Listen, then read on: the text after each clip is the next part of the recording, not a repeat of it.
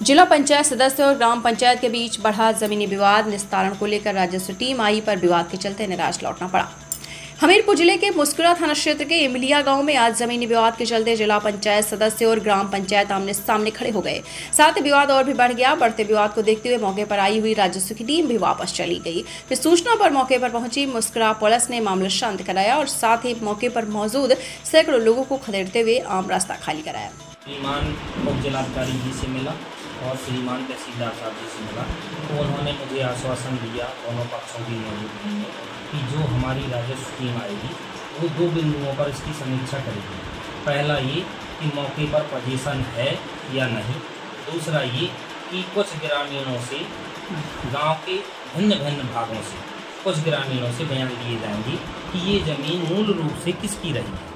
तो उसी के तहत जब ये टीम आई तो एक व्यक्ति ने ये बयान दिया पब्लिक में से कि यह ज़मीन जिस व्यक्ति ने बैनामा कराया है उसकी थी ही नहीं। तो उस पर वो थोड़ी सा कहासुनी हुई।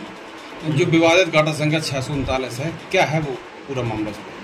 गाटा संख्या 639 श्रेणी 6-2 की ज़मीन है, जो मूल रूप से आबादी के प्रयोग के लिए छोड़ी गई थी, सार्वजनिक हित के लिए, जिस पर सन 1985 में यहाँ के ग्राम प्रधान श्री सुंदरलाल प्रजापति जी द्वारा एक टीन सेट लगवाया गया था, जिस पर छोटी छोटी दुकानदार आके दुकान लगाती थी एवं तो बाज़ार के अलावा वहाँ पर यात्री बैठते थे। यहाँ से इमलिया से 10-15 गाँवों की यात्री निकलती थी उस समय, तो उसमें प्रतीक्षालय के तौर पर वो बनाया गया। विपक्ष से पप्पू सिंह उनका आरोप है कि ये उनका भूमिधन नंबर है और उनका ही उसमें कब्जे है।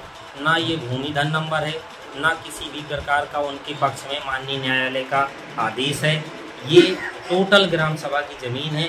यहाँ पर वर्तमान में कुछ हिस्से पर यात्री प्रतीक्षालय भी बनाया गया है, जो माननीय मंत्री श्री बादशाह सिंह जी की निधि द्वारा बनाया गया था।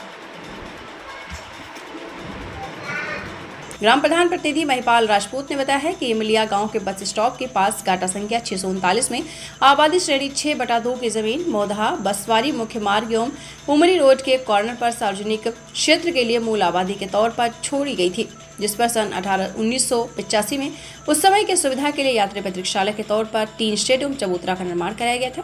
2000 में उस समय की प्रधान श्रीमती संपत देवी ने प्रस्ताव पास कर टीन शेड का तुड़वाकर दुकानों का निर्माण करते हुए बीड़ा उठाया। पंचायत, जिस पर वर्तमान जिला पंचायत सदस्य व पूर्व प्रधान दिनेश सिंह की सन 2000 से उसी जमीन पर अवैध कब्जे की नीयत बनी रही है, जबकि पूरे गांव की जानकारी ये है कि जमीन सार्वजनिक है।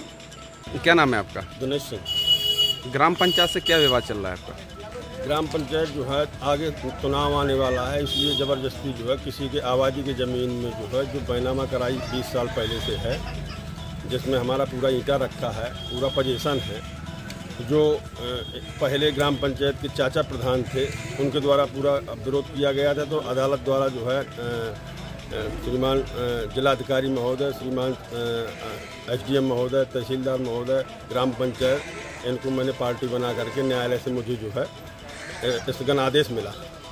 दूसरा जो है मेरे खिलाफ उन्हीं के द्वारा तहसीलदार द्वारा FIR लिखाई गई थी।